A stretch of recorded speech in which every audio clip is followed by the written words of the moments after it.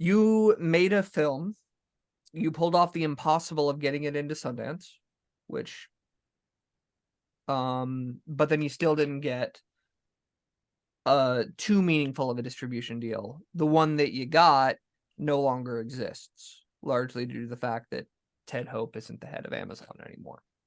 I get a lot of filmmakers who talk to me and basically say the goal is make a film, get into Sundance, cash the checks. Basically. Do you have that happen to you anymore? It's not as common as it used to be, but I still do get it at least once a month. Get the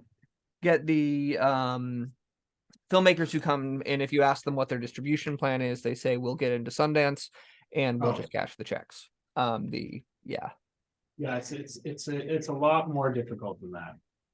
Yeah. Speaking of somebody who's been on the other end of that,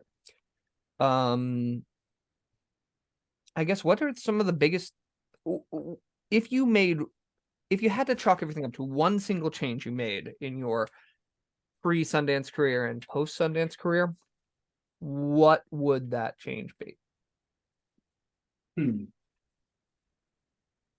I mean, I probably would have focused on studying economics more prior to, and understanding, financials and things like that. But I'm pretty content with how things have organically just happened. I think this industry is incredibly difficult and it's incredibly competitive. Sometimes it's more competitive than it needs to be, and I wish that a lot of producers would be a little bit more, collaborative and supportive to one another. But it's something that I'm happy I've learned a lot as I've gone, and I feel like every day I'm learning new things as I go. So I really wouldn't say that I would change too much other than more education. I didn't go to film school, so that was obviously one thing that also was a hindrance for me. But I think that also helped me out because I've just been a sponge everywhere that I go, and I think that that's just the best thing you can really do.